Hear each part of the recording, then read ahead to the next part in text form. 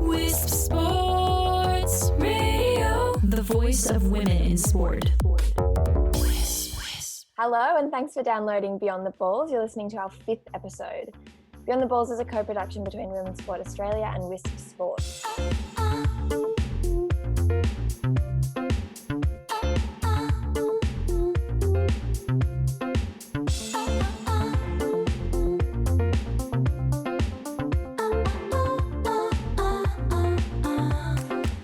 We're your hosts, Ella Smith and Georgina Mallon, here to discuss all the topics on women's sport off the pitch. Georgina, how are you going this morning? I'm good, Ella. How are you? I'm good. I'm excited. We've got our first gold medal winning guest on today, which is very exciting. I know, it's pretty incredible. I actually remember watching Chloe in the race and I was like, oh my gosh, this is the most amazing thing. Like, I've never actually seen this sport. Yeah. But to actually, see it. But I'm so proud.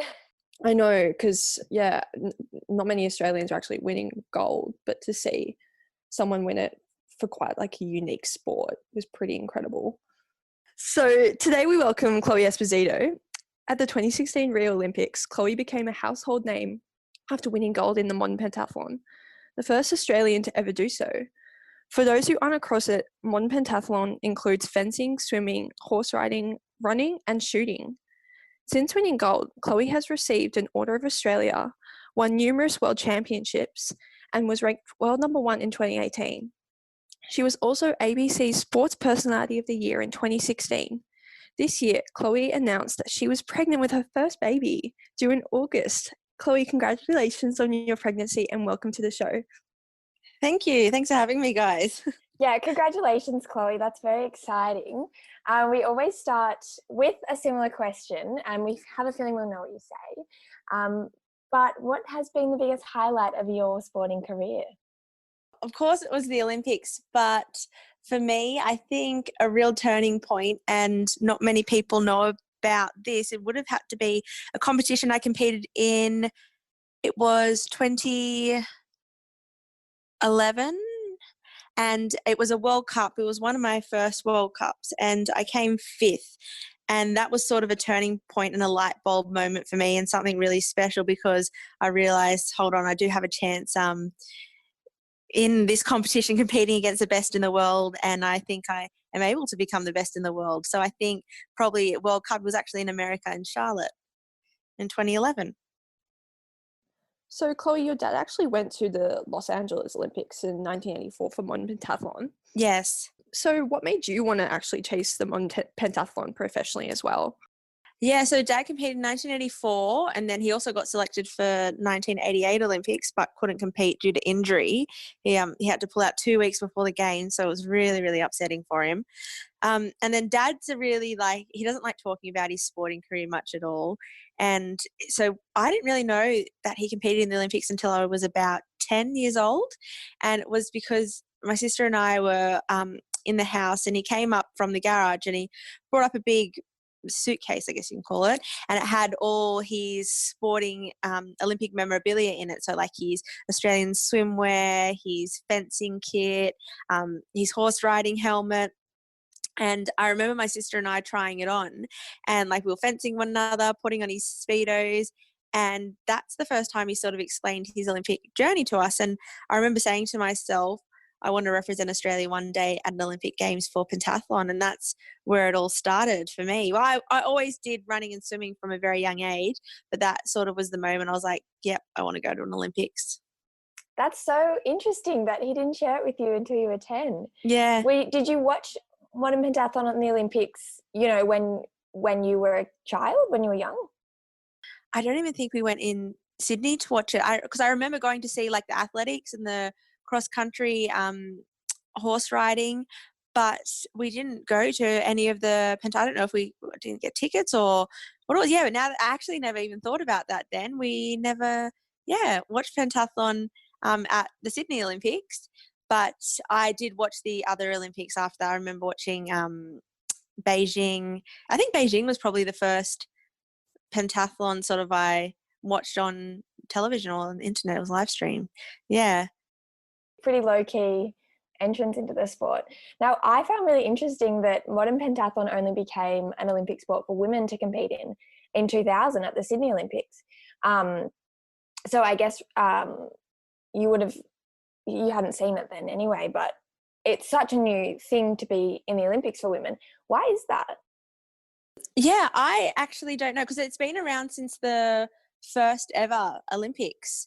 And because it originated from a soldier delivering a message to a king, and he had to like ride his horse and fight his way with his sword, swim in the river or whatever it was, and deliver this message to a king. So it's been in since the first Olympic Games, and I don't know why, but we had our first ever female competing in the 2000 Olympics, which was Kitty Chiller.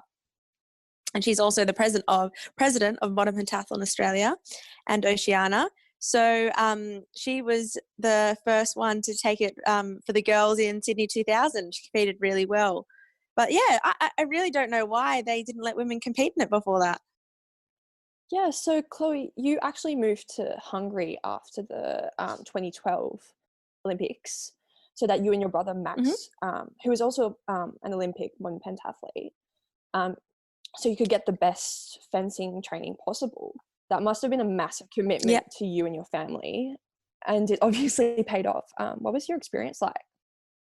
Yeah, definitely. So my first Olympics was in 2012 in London, and my brother Max actually watched me at that Olympics. He wasn't even doing pentathlon before that, and after he saw me compete, he decided, I think I might give this a go. And it wasn't until I crossed that line in London, because before I said to myself, I was only 20 at the time at those games, and I remember saying, it's costing my parents a lot of money, this sport. I wasn't, whatever normal was, I didn't think that was normal what I was doing for like a 20-year-old, and I just wanted to have sort of a normal life and just get on with it. And so I said to myself, after London, I was going to finish up. And then I remember having a meeting with my dad and one of our family friends before the London Olympics, and he asked, realistically, where do you think Chloe will come finish at the games? And Dad looked at me and said, top 10 for sure. And I thought he was a nut job. I thought it was crazy. But Dad knows best, and I crossed that line and I came 7th. And then as soon as I crossed that line, I made a promise to myself, and I said, I'm going to go for one more games, but this time I'm going to be on the podium. So to do that, we had to move overseas, and there was a few different countries in between actually. I went to Barcelona for a year because I have a really good training center over there, and the fencing was really good. And that's the thing that I really needed to improve, was my fencing, if I wanted to achieve my goal of being on the podium. So Barcelona for a year, that really didn't work out. Then as a family, my dad, my brother, and my mum also, because my dad didn't want to travel without my mum, we moved to a town called Asti in Italy. It's about an hour and a half away from Milan. And we were there, I was there probably for about 5 months, and then I got injured and had to come back home.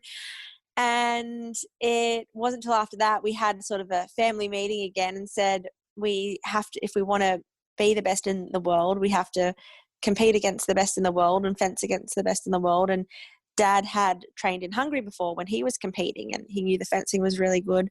So he said, well, why don't we try and we'll move to Budapest in Hungary. So in 2014, we packed up our bags and moved to Budapest, which I was a bit nervous about. I didn't think I would like it as much as I did, and I didn't know how it was going to go, but it was the best decision we ever made. Mum and Dad run a Learn to Swim centre, so they had to get a manager for that, and then Mum also did trips back home as well. So it was a big sacrifice for everyone, and not just myself. I could never ever say that. It was a massive sacrifice for Mum, Dad. And brother was there with me training as well. And then also my husband, well, he was my fiance at the time, but I would only ever get to see him once every 2 or 3 months. So, and I'm a really big family girl. So all my family is in Sydney. So at times it did get really tough, but I was so lucky that I had Dad, Mum and Max over there with me to get me through those times. But it was, a massive sacrifice, but it definitely paid off. Yeah, no, it just seems, reading up about it, it just seems like such a sacrifice. But obviously you know, with your family there supporting you, that would have been easier. From what we've been reading, your training attitude seems to be, you know, one of putting in so many hours and more effort than anyone else to be the best. I read a quote where I think you said something of like, everyone knows that Espositos train like crazy. In the lead up to the Olympics, you were fencing nearly every day of the week along with all the other sports. And you also said that your move to Hungary changed your mindset in terms of being more resilient after doing, you know, poorly in an event or something like that. How did you develop this attitude, and what was it about Hungary that kind of helped you get that edge? Yeah, well, in Hungary, so you have some of the best fences in the world. Like, for example, in Australia, when I would go to fencing training, because we don't have many fences here, it's not a popular sport here. So maybe maximum we might have 6 people at a fencing training session. Whereas in Budapest, you'd walk into the fencing hall and you'd struggle to get on the fencing piece. That's like a strip where you fence other people on, and there'd be about 100 in the hall, and you could just go and fence everyone. So, and it was a really good, I guess, zone to be in, because sport is so big over there. And pentathlon, for example, like swimming in Australia is so popular. That's what pentathlon is like over in Hungary. So it was everyone sort of that you were training with was in the same mindset and mind frame and doing the same thing and aiming towards the same goal that you were. So I got to fence against the best fencers in the world and some world champions and Olympic gold medalists. I got to compete with the best pentathletes in the world. And also I joined they have pentathlon clubs over there, which is really strange because they don't have really pentathlon clubs in Australia. So I got to join a pentathlon club, which was 5 minutes from our apartment, and in this club it had the swimming pool, the running track with a shooting range on it, the fencing hall was next door, so everything just in the one spot. So it was the best thing for like for my training, and also because I knew there were so many other people and athletes out there training doing the same thing as well, so I didn't feel as alone. But I'd have to also put it down to my dad's training programs. They are tough. They are very hard. And I don't want to sound like big-headed when I say this, but I knew that I was training harder than any other pentathletes in the world. And I think that's also what gave me that mentality to know that I could be the best in the world. And sometimes, yes, I did want to punch Dad or scream at him and stuff, but that was we had training was training, and when we got home, Dad was Dad. So training session he was coach, and at home he was Dad, and it worked out really well. Yeah, you definitely got the winning combo. Now, Chloe, you're our second Olympian on the show. The first one we spoke to was Ash Nelson from the Hockey Roos. You're our first gold medal winner, as we said. We talked to her about her experience at the London Olympics, and she just remembers it so fondly. She remembers how good looking everyone at the Olympic Village was, and she just seemed to have the best time. You've competed at 2 Olympics. So what was your experience like at them and, you know, living in the Olympic Village and stuff like that? Yeah, so I was, at the time when I was 20, I was a little bit upset that I didn't get to spend that, because pentathlon's always on the last day for some reason. I don't know why. And so in London, I went for the opening ceremony, which was amazing, incredible. And then I went back over to France to train for the 2-week block before my actual competition, because I didn't want to get distracted, because a lot of people are finishing and in that first week and partying, and it's loud. And so we'd set up a training camp as our base in Font-Romeu, France. So I didn't come back until like a couple of days before my competition, so I didn't get to spend that much time in the village, but it was incredible. The dining hall was probably my favorite part in London. The food was amazing, and the only thing of course competing, but after that I was so excited to see the Spice Girls were performing at the closing ceremony. But I was so annoyed because I got drug tested after the competition and I couldn't go to the bathroom, so I was waiting around and I missed the whole closing ceremony. I didn't get to see the Spice Girls. Oh no. Which is quite upset, yeah. So, but London, it was I love London, and it was incredible. And Rio, we did the same thing. I was like, that worked really well last time. I think it's best we do it again. So we had set up a training camp. We were there about 3 weeks before, 4 weeks before in Mexico.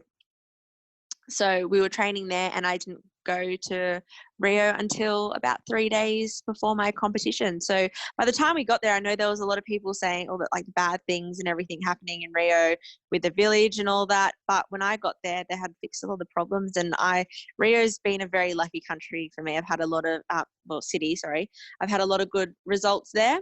And so by the time I got there, I really, really enjoyed it. I loved it. Yeah, so I can imagine it would be so hard to stay focused being in the Olympic Village, but considering you weren't actually technically there for your training period, but especially as a solo competitor, and you obviously don't have many teammates, like you're not in a team based environment. So what is that like for you, competing individually? I really enjoy competing individually, I guess, because I don't have to rely on anyone else. I love seeing team events and team sports, because it always looks so awesome how you have your team behind you and a real team spirit, and sometimes I get a bit jealous of that. But then again, I always think I'm not sure how I would go in that situation, just because I love, if I do something wrong in the competition, I know I can just blame myself and there's no one else really to blame. So yeah, I didn't mind, but it was amazing going into the village and having the whole Australian team behind you. I remember coming back after I won my medal, and people like that I'd never met before just coming up and congratulating me from the Australian team. And then after hearing the stories of everyone was watching me on the TV back in the village and stuff. So it was pretty awesome and pretty special to feel a part of a big team. That's incredible. Yeah, so competing in any Olympic event, it must be extremely nerve-wracking, especially in a final where a gold medal is at stake. How did you mentally prepare for the final, and what was going through your head in the final stage? Well, I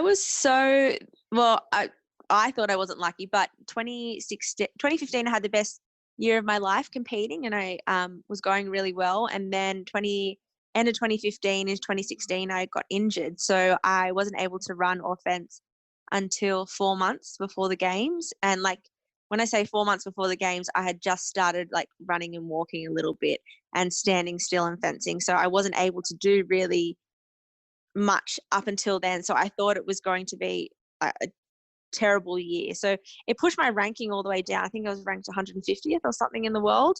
And so we had to really adopt a different tactic to training. I'm used to routine all the time, and back then I thought if I'm not training the way I was before, I'm not going to be able to get the results I want.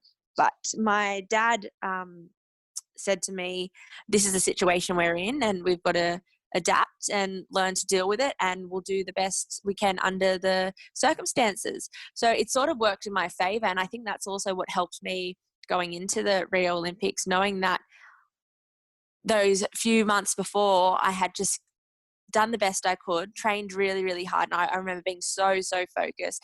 And I think also my training is what gives me that confidence, and I'm able to back myself in competitions knowing that I have put in the hard work and I'm prepared at the start line.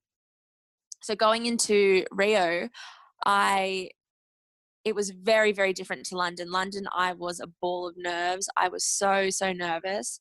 And I learned from that. So I remember one of my favorite moments from the games was walking into the fencing hall, and what they do there is they announce each country, and you stand up and you have to salute the crowd.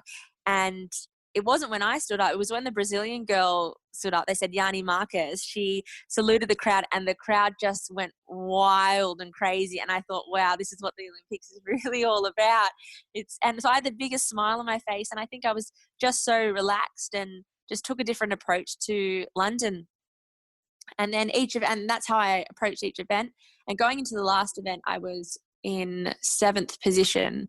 So, and there were nerves 100%, but I knew that was my strongest event, and I knew how hard I had trained. And I just had to say to myself that it was a training session with a bit more camera, lights and action. And I'd done it 1,000 times before, and I just had to put into practice what I know how to do. Yeah, totally. You mentioned her before, Kitty Chiller. So she competed. She's a modern pentathlete. She competed at the 2000 Olympics, and she was the chef de mission of the Australian team at Rio. So she was there to watch you win gold. And she said this really nice quote that when you were in the media presser afterwards, she said, "This won't change Chloe. Maybe the smile will be even bigger and more beautiful than now. She's the epitome of what an Olympian and an Olympic champion is." That must have been so special to have her there for that achievement and to hear that. Did it feel like you were, adding to that legacy that she was also part of in terms of modern pentathlon, especially for women? Definitely. As she was the first female to compete in the Olympic Games, it was someone I always looked up to in a female modern pentathlon sport, and she had some amazing results as well. So to have her there watching me compete was so, so special. And I think it was also special for her as well. I saw someone took a video of her after, and she was jumping up and down like crazy. And it was just so, so nice to see that I had all this support especially from her. And yes, that the quote from after the games was pretty special to hear. It was lovely. So I hope, I did carry it on well, I think, for her. But it was awesome. Yeah, so after Rio, you came home, you got married, you took some time off, and then you went on to Blitz 2018. You won 2 world medals and ranked first worldwide. Then you had a serious hamstring injury that needed operation. And when you did post about it publicly, you said that you felt embarrassed to post about the injury because people might doubt your ability to back up your Olympic gold. I'm really interested in your experience since Rio. Did you feel like there was an expectation for you to stay on top, and how did that affect you? I guess, yes, there was. And it's always like every time you speak to someone, they're like, "Oh, you're going to do it again the next Olympics." Well, of course, that's what I want, but it's just everyone was always saying it. And like, I know they're just being supportive and lovely, but it's always playing at the back of your mind if people keep saying it to you. But I think without sounding cocky, the medal in Rio just gave me even that more confidence. That's why I had such a good result in 2018, because I knew I was I know it sounds really bad saying it out loud. I don't like saying it out loud because I can just think it but not say it. But I knew I was the best in the world, and I knew I could do it again. So it also gave me a lot of confidence. And so 2018, I had an amazing season. And then I had the hamstring injury, which I had to have an operation, which is my first operation ever. So coming out of that, I didn't know how things were going to go. And I knew I could get back to where I was, but it's just going to take a lot of time and rehab. And I didn't want to post about it because I didn't want people to think, "Oh no, she's injured, she's not going to go well at the next Olympics." I sort of wanted to keep it to myself. But then I thought, "Oh, you know what? People, they're asking me how I'm going, how's training going, and all that kind of stuff." So I thought, you know what, I'll just let people know what's really happening. It can't be all this little fake bubble of everything's going really well, because there are really tough times. And there are times, where I do doubt myself a lot. But then again, I am so lucky that I have the team that I do around me that believe in me when I really don't believe in myself. So that really helped me. Having that team helped me get through that time, I guess. Yeah, that's so true. Since then, since the injury and rehab, what have you been up to in terms of modern pentathlon or everything else? Obviously, you're pregnant, which is very exciting. Yeah. What else has been, going on since then?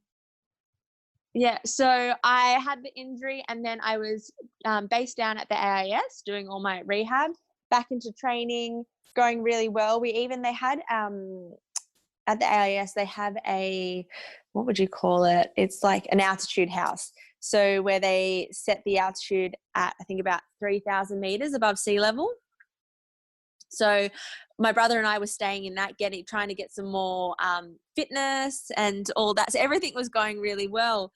And then I had the lovely surprise of falling pregnant, which wasn't planned. The plan was to compete in Tokyo and then try and have my husband and I have our first child. But things always don't go to plan. Like, I've seen many times before with training and injury and all that.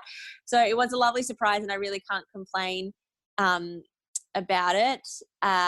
It just happened, I guess, when I didn't expect it to happen, but still I'm so excited. So since then, falling pregnant, I've still been doing I was doing a bit of training to try and keep some sort of fitness. I feel like a big blob now, but so it's easier for after I have the child to go back to training. So since then, before the coronavirus, my parents have a learn to swim center, so I was keeping busy. As a swim teacher, I still was doing a lot of my presentations and talks with different businesses and schools, and keeping keeping myself busy that way. But since the coronavirus has set in, it hasn't been too much. It's just been about renovating the house at the moment before little baby arrives. So Chloe, you received an Order of Australia for service to sport in 2017. You've certainly become a role model for young athletes since Rio. What does that award mean to you? To be honest, I don't even think it's really sunk in 100% yet. It was incredible and so special to be able to receive the award. But I see myself as a role model, but I don't think it's really, really sunk in, but it's so lovely to get the award. And I think that's even for me, at the Olympics, the gold medal, I don't even think it really sunk in until this year. So maybe in another year or so it might sink in what I've actually achieved. But it was very, very special, and I was lucky my mum and dad came, they watched me get it, my husband was there, so it was incredible. Yeah, it's an incredible achievement. So Chloe, we've got one more question which we have to ask. Yes. You ruled out Tokyo 2020 because you have a baby coming. Yes. But now the Olympics have been postponed due to coronavirus. Are we going to be seeing you in Tokyo 2021? I would love to be there in Tokyo. That would be awesome. But I'm just going to have the baby first and see how. I'm definitely getting back into training after. But I want to make sure I'm 100% prepared and ready for Tokyo that's what I'll be aiming for. But we'll just see how it goes with the baby, and I don't want to go into a competition underprepared, and I don't know how my body is really going to go after I have this child. So we will see, but definitely if not Tokyo, Paris 2024, I will definitely be there. Yeah, it's been awesome. Yes, we had to ask it. Chloe, thank you so much for your time this morning. We have so enjoyed chatting to you. We're very thrilled and honoured. Thank you very much for having me, girls. You can find the show notes at wispsports.com. You can follow Chloe on Instagram at Chloe Esposito.